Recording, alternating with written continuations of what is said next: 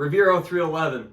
What if I told you that this French infantry musket, a model of 1777, was carried by a French infantryman when he stormed Redoubt No. 9 at the siege of Yorktown?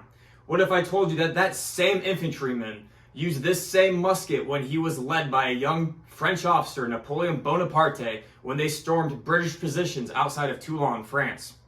Does that seem a little bit hard to believe? If that story seems hard to believe, well, you're correct, because I made it up. There's a phrase that gets thrown around, especially in the collecting world: buy the gun, not the story. You could also use that when you apply it to purchasing antique firearms from online auctions. Buy the gun you see, not the title of the gun. So if you're kind of confused with my introduction, have no worries. This is actually a follow-up to an unboxing video I did for this French Infantry Model 9 musket I bought back in August. The unboxing video, there's nothing special. It's one of my earliest videos. I'm basically unboxing it, having my first thoughts, and then kind of questions. How I came to get this firelock was I won it on an online auction. It cost me about $1,000 all said and done, which I still find to be a pretty good price for what I received. The musket in the online auction went under the title French Infantry Model No. 9 Musket. So I purchased the firearm and I got the firearm.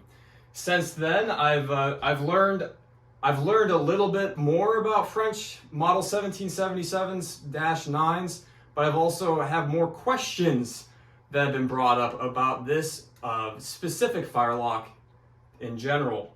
So today's video, I'm going to be going over those questions I have, and then just doing a very general history of the 1777s and the 9s, and kind of go over the things I've learned and the questions that I have. So stay tuned. So here we have the French infantry musket of 1777. It was widely used in the American French Revolutionary Wars as well as the Napoleonic Wars. It's also one of the most widely produced firearms in all of history. I've seen about 7 million Model 1777s made and about 2 million Model 9s made, giving you a grand total about 9 million firearms. I've also read that no firearm before these French infantry 1777s had been more produced, and you wouldn't see those production numbers again until World War I. So let's kind of go over the general specifications of it. Well, it's a single shot, it's a muzzle loader, and it's in black powder. The barrel is 69 caliber, but you'd probably be firing around, that would be anywhere from 64 to 67 caliber. It's ignited by a Flintlock ignition system. Users could generally expect to shoot around 2 to 3 rounds per minute. It had a variable muzzle velocity and an effective range of 50 to 100 yards. I would say that's your deadliest range. You can obviously engage past 100 yards. You can shoot out to 200 at unit size elements, such as men in formation. Brandon F. just did a video about that. Before we get to the 1777 more in particular, let's talk about the guns that preceded it, especially the recent ones. So leading up into the 1777, there's a lot of variations of French infantry firelocks that are coming out. There's a 1763, there's a 1763-66, there's a 1770-71, there's a 1773, and a 1774. That is a lot of variations in a very short amount of time. So in 11 years, you have about five different major infantry weapons. So now let's enter stage right, the man of the hour and the man that's going to be changing a lot of that. So enter stage left, and obviously I apologize for what I'm about to do, the French language. Jean-Baptiste Vaquet de Gouverval, he was a French artillery officer and engineer. He was known mostly for revolutionizing and standardizing the artillery of Louis XVI's army. Louis XVI then taps him to bring those towns to small arms production. His big contribution was standardization, QA, QC, quality assurance, and quality control. He did this so that the French were able to have near perfect interchangeability of parts, meaning that you could take a barrel from one gun, you could put on stock of another. Seems pretty simple, right? That's a pretty common thing that we have now. But at the time, it's revolutionizing for the arms production and the industry. So what makes these 1777 style of French infantry muskets stand out? Well, they're reliable. They had versatility. They could fire single shot or buck and ball. They're deadly at close range from 50 to 100. You don't want to be on the receiving end of one of these. They also had bayonet compatibility. Then they have these little grooves in the back of the trigger well that allows you to kind of hold this gun firmly, especially on the neck of that buttstock. They were sturdy, made out of French walnut or European walnut, and they just were able to provide the firepower needed at the time. So these guns were produced in the latter half of the 18th century all the way through the middle half of the 19th century. The story doesn't end there though, because if you think of like an AR platform or an AK platform, the 1777 platform is actually copied by friends and foes alike, right? So the Russians copy this pretty closely in the 1808. There's also the Dutch model of 1815, and then there's the Potsdam model of 1809. And even across the pond here in America, we base the model 1816 very heavily off these French infantry models of 1777. So that's the incredible story of the 1777.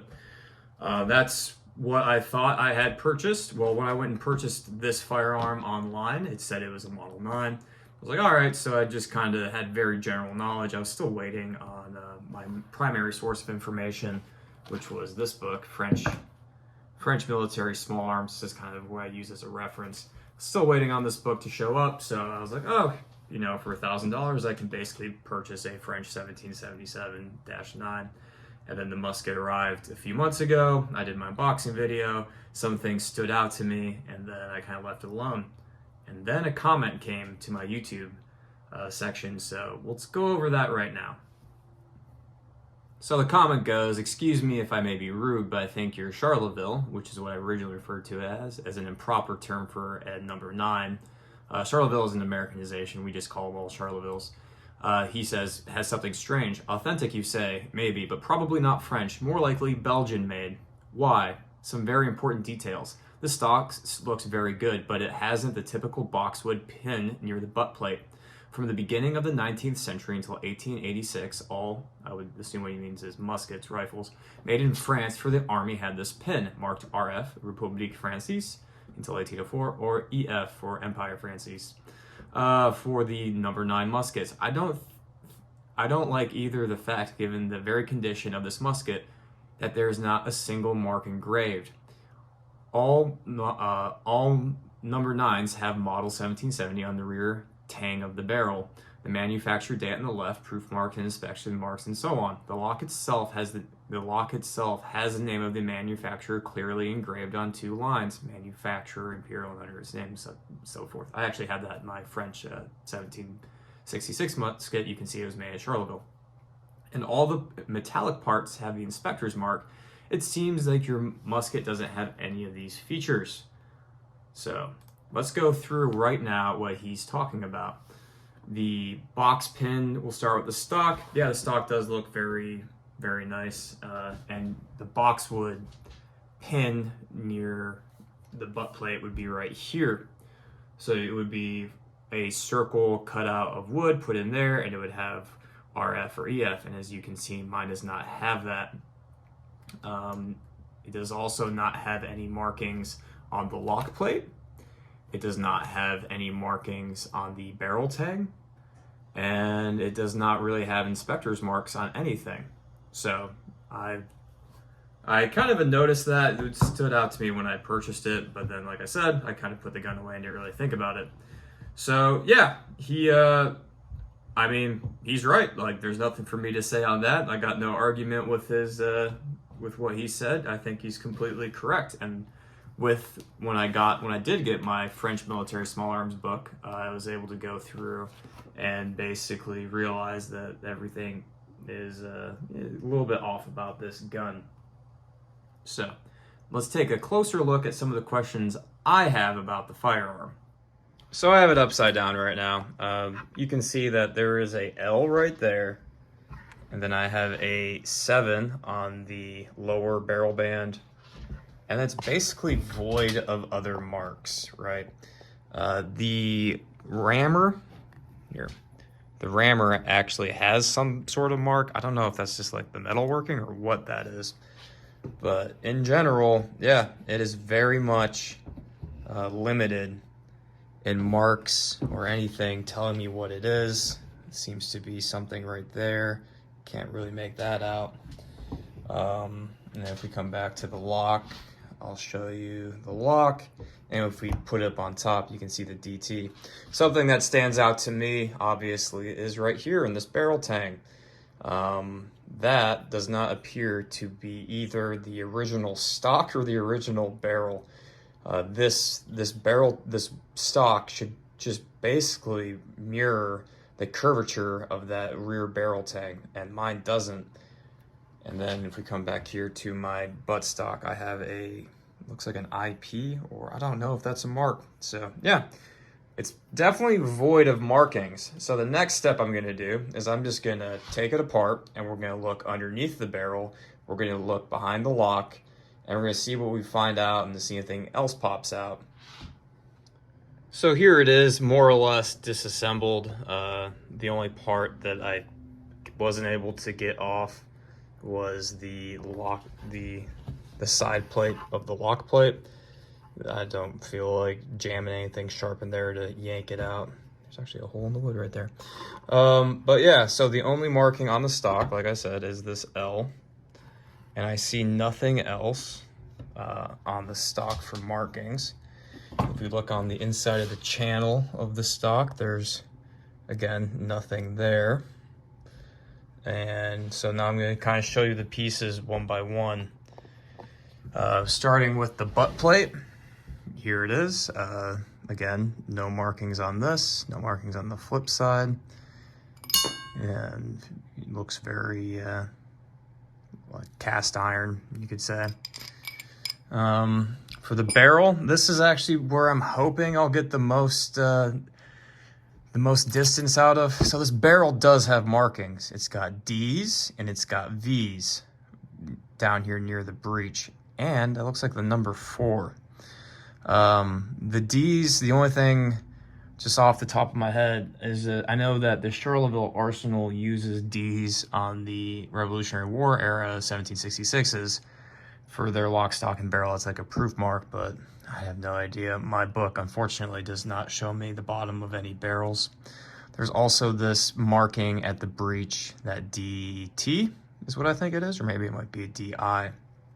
So I'm hoping that this will tell me something, but... And then if we come over here, we got the trigger guard with the trigger.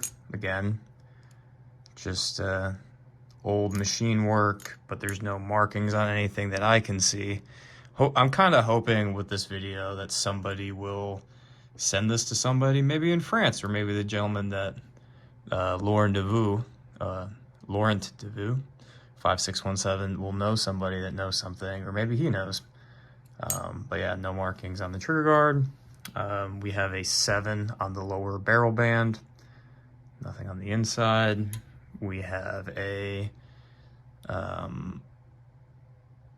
think those are 3 letters, but I can't really tell.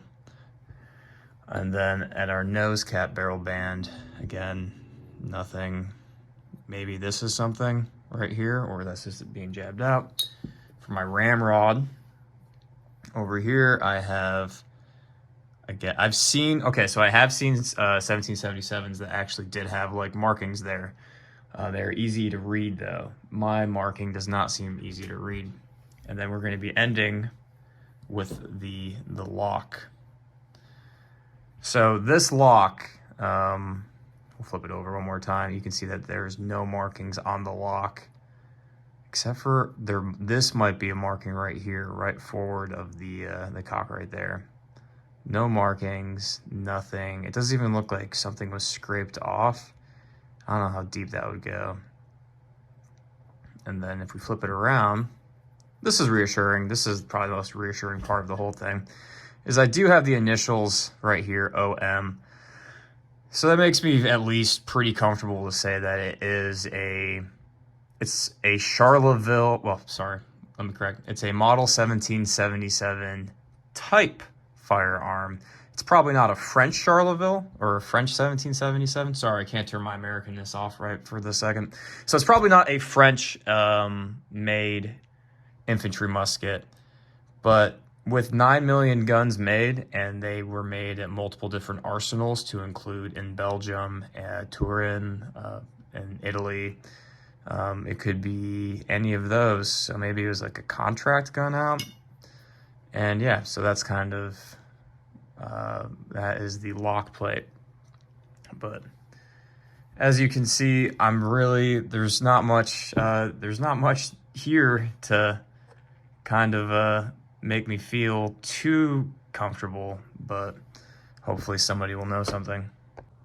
So yeah, that's my current status as of now. I don't know where this 1777 style of musket was made.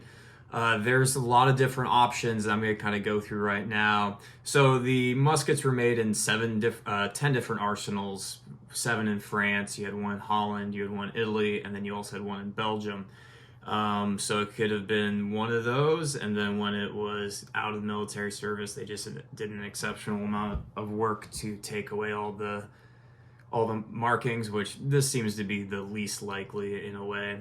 It could have been thrown together during the French Revolutionary War era, when the French royal government fell and the Revolutionary War government came in, and then all the war started. You read that the quality of these firearms goes down substantially, and they need guns, so they start throwing together guns in the different arsenals to send to the front line. Makes sense. That's also a possibility. The readings that I've had on that says it's so hard to prove if it's from that time frame. You can't say one way or another. It could be a more modern take on somebody had the pieces laying around and they took original pieces and they built a composite gun. That's also an option, but it's kind of also hard to say. Another option, like Mr. DeVue said, was it could be a Belgian Infantry Model 1 gun. I looked into that as well, and those still have marks down here by the breech, which this one doesn't have. So it doesn't have those government proof marks that are so common when on government-made guns. Could have been a African trade gun. I went down that rabbit hole. They had trade guns from Belgium to go down to Africa from like the middle of the 19th till even the early 20th century. But even those had marks, and this one still doesn't have those proof marks. It doesn't have the company proof mark. So yeah, that's where I'm at. I don't know. What I do know is that it seems authentic. I see no reason to believe that this isn't like authentic, made from 150 to 200 years old, 1777 style of infantry musket. Still, I believe it's in the original Flintlock configuration, and so that's what I do know. I'm hoping that somebody online will see something and say something and help me kind of figure out what it is. So in closing, I'd like to thank the commentator, Lauren DeVue. Thanks for taking the time out to, in a respectful way, bring up the arguments, because if I hadn't seen that, I probably wouldn't have made this video. So thank you for kind of driving me to release this video. Made this video also to inform and entertain, and so you got some of that out of this. Also, if you're a collector, you're looking at purchasing a 1777, do a little bit more research than I did. At least have the book first, right, before you go and just see the title of a gun and be like, oh, that looks cool, that seems inexpensive, I'll pick that up. Oh, yeah, these are the books I was using. French Military Arms and Armor in America by René Chartrand, and then French Military Small Arms by Didier Bianchi. This book has been immensely helpful because it has full color photos, and it's just been a great source. In having the photos there to go with the words has been invaluable. So yeah, just might as well do a shout out to the references I was using, since I'm pulling most of my information from both of these books. All right, that's it. And I guess I'm just gonna go with my closing statement is I'm not upset at the online auction company. I'm not upset about the auction house that posted it. They did say it could be French or Belgian. They did say, it is what it is. Like, it's an authentic Flintlock, unless there's something that I completely missed. So I'm happy with it. And it's been a very good learning experience. And at the end of the day, I'm not out that much money. I could, you know, turn this around and sell it if I ever feel like it. But for me, it's the story that the gun tells through the different markings is one of the main reasons I do this. I enjoy historical firearms. I enjoy history. So, you know, to me, it was worth it. And now I get to learn a lot more about 1777s. So yeah, that's all I have. If you want to leave a comment, if you want to guess at what you think it is, or maybe you have something I've never heard on, please leave that below. I want to kind of build a community to talk about this.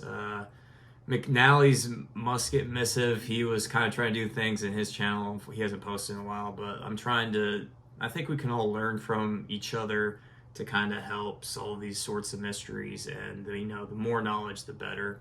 So yeah, thanks for watching my video. Have a great one until I see you in the next one. Take care. At the right oblique!